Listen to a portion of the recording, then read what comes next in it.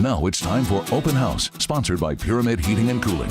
If you've been paying attention to the news, water quality has been all over it again, and there is one person I lean on when I need that expert.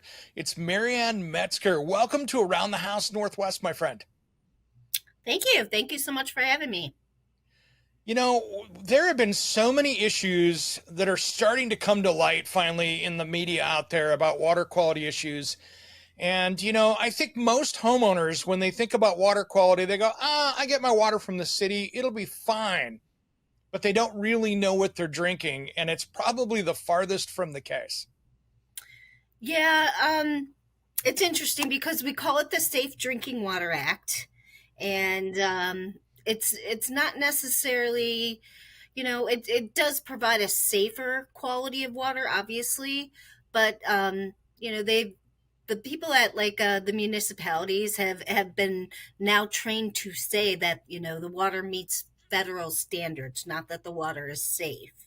So I mean, it's kind of like a big misnomer that city water is automatically safe. It's safer, it's being monitored, but there's lots of other things that can occur in it that could cause cancer in people and could cause issues. And so I think people need to sort of take it into their own hands and maybe add that additional water treatment onto their home for that extra protection. Yeah, let's spend a minute and talk about PFOS for a minute, since it's one of the kind of the hot button names out there that people are probably going, hey, I've heard of this before.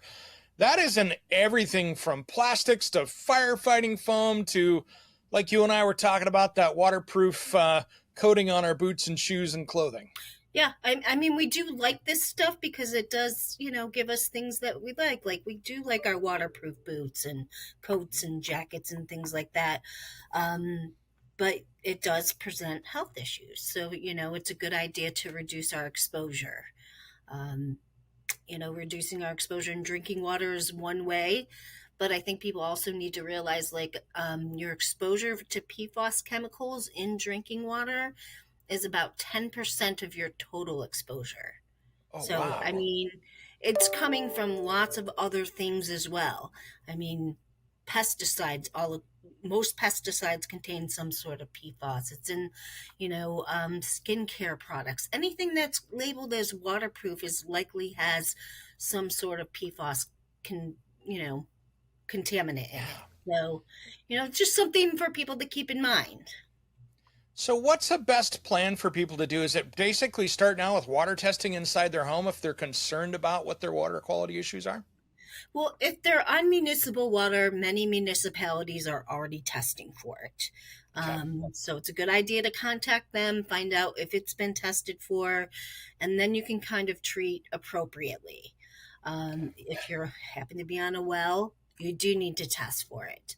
We have found it in lots of well water. There are some wells that we don't find it in, thank goodness. So if you're on well water, it's a good idea to test for it.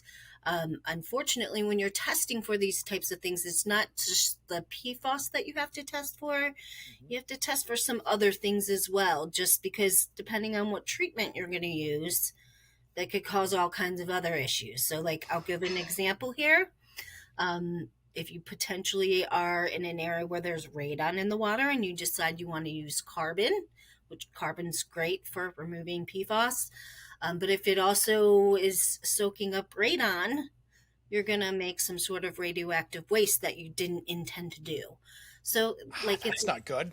yeah, so it's when you're testing for PFOS and you're putting in a system like, say, a whole house type system, it's a good idea to have a complete test run so that you know exactly how long the system's going to last, when it should be replaced before PFOS starts to dump back into the water, or worse things can happen. So What do you see out there for people, what's a good way to go for filter systems? What is your recommendation that way for people to go? Just to, some people go down to the hardware store and pick one up, but they should really come up with a plan first, right?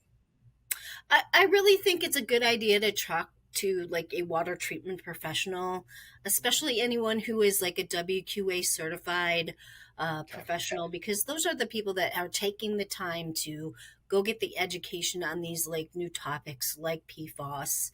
They want to look for a product that's going to be NSF certified for PFOS reduction.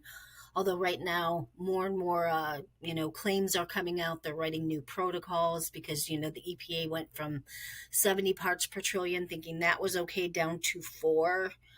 So, wow. there's lots of things that are going on in the PFOS world, but I would definitely speak to a professional. There, the basic, in my head, there are 3 big things that will correct PFOS. There's carbon, there's ion exchange, and then there's reverse osmosis. And they all kind of have their pros and cons. To me, it's all about the water quality that you have coming into the home, whether you want to remove it completely from everything, point of entry, or if you want a point of use system. Obviously there's a cost factor as well. Right. But there are options for every level. I mean, you could get a point of use filter for your sink and drink PFOS free water.